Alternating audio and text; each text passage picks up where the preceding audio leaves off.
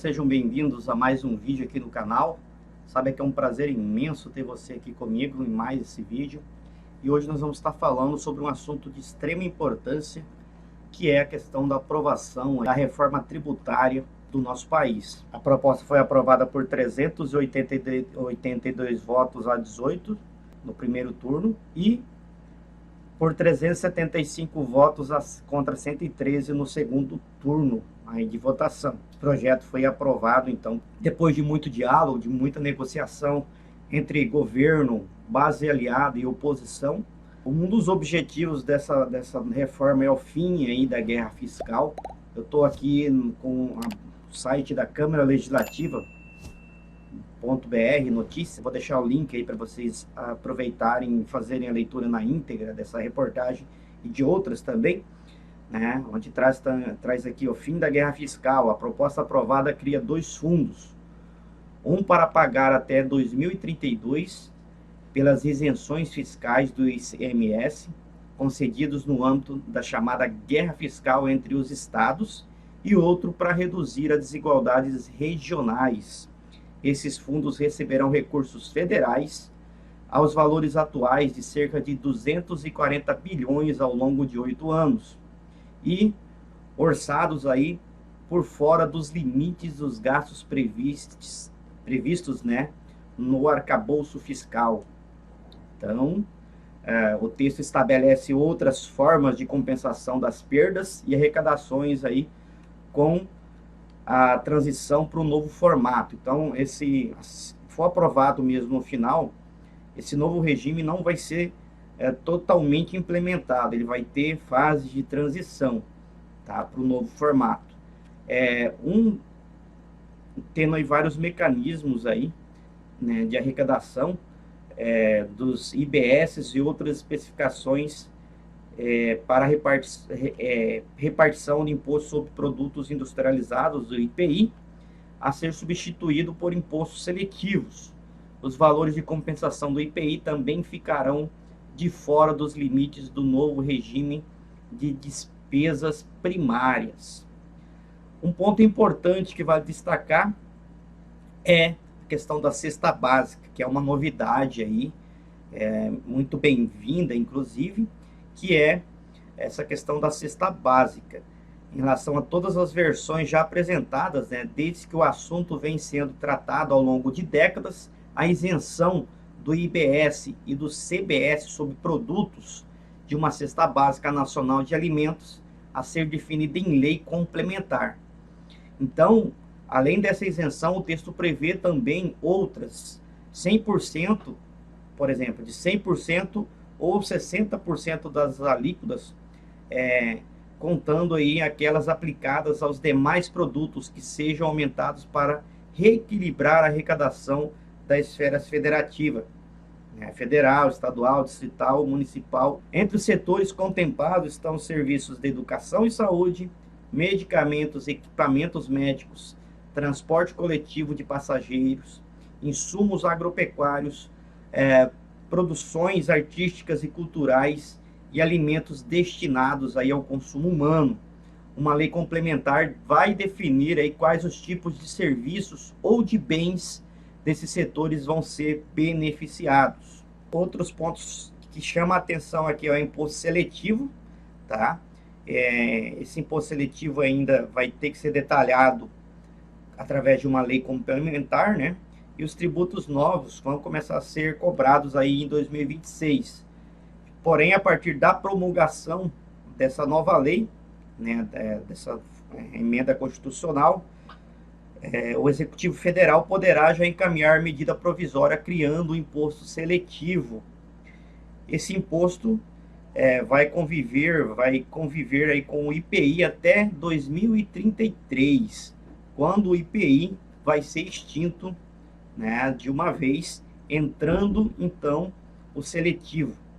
O seletivo não incidirá sobre produtos tributados aí pelo IPI, devendo ser cobrado pela produção, comercialização ou importação de bens e serviços prejudiciais à saúde ou ao ambiente. O novo tributo não será cobrado nas exportações e poderá ter o mesmo fato gerador, né, na base de cálculo de outros tributos, integrando então a base de cálculo do ICMS, do ISS, enquanto ainda estiverem vigentes, e do IBS e da CBS, né? Temos também a Zona Franca e o IPI. A partir de 2027, o IPI terá alíquota zero para os produtos que também tenham industrialização na Zona Franca de Manaus, que continuará a aproveitar os créditos desse tributo, né, para o qual a isenção até 2033, quando será extinto e substituído pelo imposto seletivo. Vamos ter então a transição do ICMS e do ISS, né? Então, essa transição ocorrerá aí por diminuição gradativa das alíquotas vigentes, reduzindo-se em iguais proporções os benefícios e incentivos vinculados. As alíquotas serão equivalentes às seguintes proporções vigentes em cada ano. Então, em 90% em 2029, 80% em 2030, 70% em 2031 e 60% em 2032. E a partir de 2033, o ICMS e o ISS vão ser extintos. Para o período aí de 2029 a 2033, o Senado ainda estipulará as alíquotas referentes, de referência aí do IBS, com o fim de compor a carga tributária diminuída dos impostos atuais. Nenhum dos impostos fará parte aí da base de cálculo de outro. Isso é muito importante. Nenhum dos impostos, né, vão se somar, vamos dizer assim, na base de cálculo de outros impostos. O que acontece hoje em dia?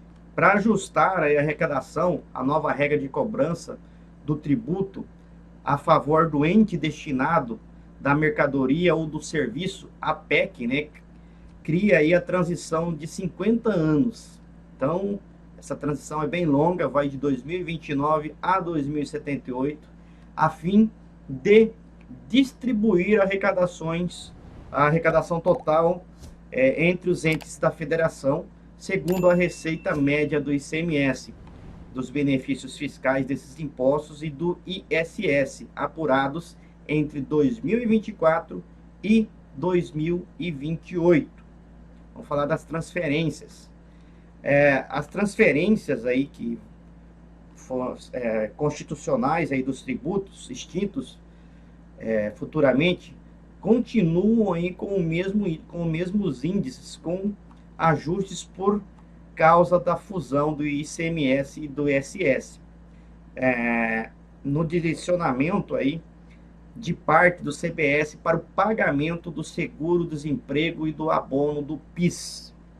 Então, assim, da arrecadação do IBS, que será aos estados 25%, vão continuar a ser repartidos entre os municípios do território, mas com percentuais diferentes. Isso é importante. 85% do montante vai ser no mínimo aí proporcionalmente à população. Então, 85% desse tributo, né, vai ser proporcional à população. 10% desse montante com base em indicadores de melhoria nos resultados de aprendizagem e no aumento, né, da equidade segundo as leis estadual. E 5% em montantes iguais para todos os municípios do estado. Esses índices aí de rateio, de divisão, valerão inclusive para a parcela que o Estado deve direcionar aos municípios do recebido aí da União referente à arrecadação do imposto seletivo em função da exportação de produtos industrializados que contam com a isenção. Em relação ao seguro-desemprego e ao abono salarial financiados pelo PIS, a PEC determina aí uma reserva de 18% da arrecadação do CBS para essa finalidade, pois a nova contribuição abrange também outros tributos. Tem alguma coisa boa para o trabalhador? Tem alguma vantagem para o trabalhador com essa reforma? Pelo formato que está, como não vai ter incidência de um imposto sobre o outro, Eu creio que o preço dos produtos, né, eu penso que se for mantido esse formato que está até hoje, dia 8/7, pode diminuir um pouquinho aí no final, né, para nós consumidores, que somos trabalhadores, pessoas de pequeno poder aquisitivo que fazem essa roda imensa chamada Estado girar. Bom, se você tem uma moto, o trabalhador compra uma moto para ir trabalhar e voltar, para fugir um pouco aí do inconveniente, né, de pegar os péssimos serviços de transporte público que nós temos no país, você paga IPVA. Porém, aquele milionário que tem seu jatinho para ir de uma cidade para outra, aquele que tem iate, jet ski para sua final de semana, para brincar no final de semana, são coisas caríssimas, eles não pagam IPVA. E você que tem uma motinha, mesmo anos 80, né, aquela motinha velha, pior que seja, você paga IPVA. Agora, uma pequena diferença é que esse IPVA também vai ser, pelo menos até o momento, tudo indica que vai ser incidido também sobre jatinhos, aviões, helicópteros, jet skis, iates, barcos. Vai ter algum impacto para nós? Fica aí um pouquinho de senso de justiça. Ah, tem algum problema em ser rico no país? Nenhum problema. O problema é porque eles não pagam IPVA, não pagam alguns impostos que nós, meros trabalhadores, assalariados, funcionários públicos, temos que pagar. Então, é uma coisa nada mais do que justa. Agora, uma coisa que veio aí, que pode ajudar, talvez um pouco, é a criação da cesta básica nacional com imposto zero. Essa criação dessa cesta básica, ela diz que os produtos aí que compõem essa cesta básica, que vai ser definida por lei, né, que será definida por lei, não terão incidência de imposto. O imposto é zero, consequentemente, o valor desses produtos na prateleira deve diminuir, e diminuir muito. Isso é fácil. Pega aí, por exemplo, o que deve entrar na cesta básica: o arroz, o feijão, o trigo. Vai lá e compra um pacote de arroz e pede a nota. Você vai ver o detalhamento, o que é o valor do produto de verdade e o que é o valor que é cobrado de imposto. Tá? Você vai ver que geralmente, às vezes, o valor do imposto, dependendo da cidade, do estado que você está, o imposto às vezes vale mais do que o produto, né? E outra coisa, outro detalhe, lembrando que não vai ter incidência e não vai ter o mesmo imposto sendo cobrado na produção, no repasse para o distribuidor, depois para o repasse para o supermercado. Então não vai ter essa incidência, essa somatória de impostos um sobre o outro. Isso também pode acarretar em um menor preço aí no final, né, para o consumidor final, que somos nós. Um outro ponto importante é a questão do cashback. Cashback quando você compra, paga algum imposto, parte desse valor que você paga vai retornar para você, né? Isso é voltado para uma população de menor renda.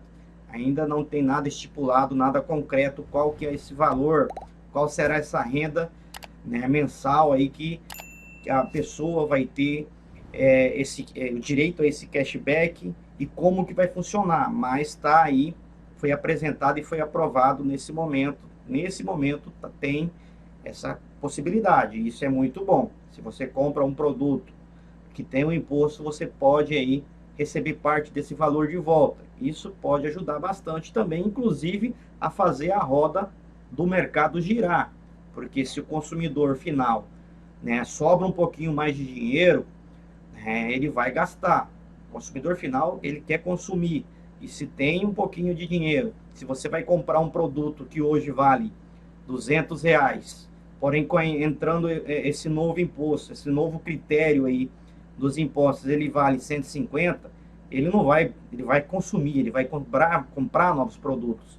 E tem que lembrar que esses produtos vão chegar também para aquela revendedor, para aquela empresa, para aquela loja que está revendendo com valor menor. Então isso vai fazer a roda girar, isso vai fazer muito, pode ajudar muito, né, na questão da roda, da economia no nosso país funcionar.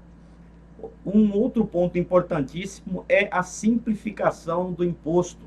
né, de micro e pequenas empresas, vai simplificar, são muitos impostos, é muita burocracia, e com essa simplificação pode ajudar, inclusive, na criação de novas pequenas empresas e microempresas no país e, consequentemente, gerando, né, bens e serviços, gerando novos empregos e gerando novas arrecadações, inclusive pelos novos impostos que vão ser, né, colocados. Um outro ponto é o fim das isenções fiscais que beneficiam aí, né, as grandes empresas, grandes multinacionais. Então, essa proposta tem aí uma parte dela que fala com o fim dessas isenções fiscais.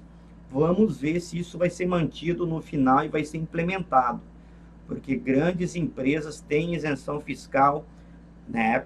Produzem, vamos dar um mérito para essas empresas. Elas sim geram emprego, geram renda ali por causa daqueles empregados que trabalham, que ganham seu salário, que pagam seus impostos e consomem nas suas cidades. Porém, essas empresas, muitas vezes as grandes empresas maiores, acabam não pagando imposto algum, sendo isentas de impostos os seus rendimentos. Então, isso pode ajudar também na arrecadação do Estado, né? Inclusive ajudar o Estado, o município, o Estado, quando eu falo o Brasil inteiro, né? Tanto na país quanto Estado, município e distrito, a prestar melhores serviços, porque essas empresas vão ter que pagar um imposto, vão ter que contribuir como todo mundo contribui. Vamos ver se isso realmente vai acontecer. Outro ponto importante são impostos menores aí para insumos de pessoas com deficiências, impostos menor para remédios, imposto zero para remédios, principalmente para remédios aí para tratamento de câncer, imposto menor para absorventes, né, para a questão da higiene íntima, né, isso vai ajudar bastante. Outro detalhe é uma transparência maior aí, né, um maior detalhamento na nota fiscal dos seus produtos quando você adquire. E um ponto importantíssimo aqui que eu acho é menos impostos aí para a saúde, para os medicamentos, para a educação e para o transporte público. Então, né, se esses impostos vão ser menores, consequentemente, esses serviços podem ser que tenham valores um pouco mais razoáveis aí para a população consumir, para o consumidor final, tá? E tudo isso, pessoal, todos esses pontos aqui, sem aumentar a carga tributária para nós, para todo mundo, para o pobre, para o trabalhador. Então, essa reforma tributária que vem aí há anos sendo debatida e jogada de lado, muitos não gostaram dessa reforma justamente porque aqueles grandes barões que não pagam, aquelas grandes empresas que não contribuíam, agora vão passar a contribuir de alguma forma, mesmo que uma pequena quantidade, mesmo que um pouquinho que essas grandes empresas contribuam, esse pouquinho para essa empresa, que pode ser 1%, quase nada. Vamos ver como que vai ser detalhado aí as leis que vão vir para regulamentar. Esse pouquinho para ela é muito para os estados e para os municípios e para a população, vai ajudar muito aí a população, né, a ter melhores serviços. E cabe a nós, eleitores, cidadão, né, cobrarmos aí a transparência e a prestação de bons serviços. Então, até o momento, essa reforma tributária aparentemente pode trazer sim alguma benefício para a população. Então, é bom sim para toda a população em geral, tá? Você, eu, nós trabalhadores, pagamos nossos impostos quando eu, por exemplo, quando eu recebo o meu salário, já vem imposto de renda ali, não tem como sonegar imposto de renda. O trabalhador não sonega imposto de renda, não tem como, né? E porque alguns não pagavam seus impostos. Então, isso vai ficar um pouco mais justo, né? Esse senso de justiça um pouco melhor, até porque na nossa Constituição diz que todos são iguais perante a lei no nosso país, mas com relação aos tributos, a pagar tributos, parece que os pobres são mais iguais do que os outros, porque nós pagamos os tributos, não tem para onde fugir, enquanto milionários, barões aí, ricos, grandes conglomerados empresariais, muitos não pagam os impostos, né? O pobre que tem sua motinha, que tem seu uninho para ir trabalhar, paga IPVA. O cara que tem o iate, o helicóptero, o jatinho, não paga imposto, né, desses meios de locomoção. Então, fica aí um pouquinho de senso de justiça. Vamos ver o que vai rolar até o final e como que isso vai terminar. Coloca nos comentários o que você acha sobre essa situação, dessa reforma tributária, como que você vê, se você vê com bons olhos, se você vê que isso pode trazer algum benefício, né, para você como cidadão. Coloca nos comentários aí e deixa sugestão de novos vídeos também. Em breve vamos trazer novos vídeos aí no canal. Bom, pessoal, foi um prazer estar com vocês. Um forte abraço. Não se esqueça de se inscrever se você ainda não é inscrito aqui no canal. Deixa seu like, compartilha com seus amigos aí nas redes sociais. E até o próximo vídeo aqui no canal.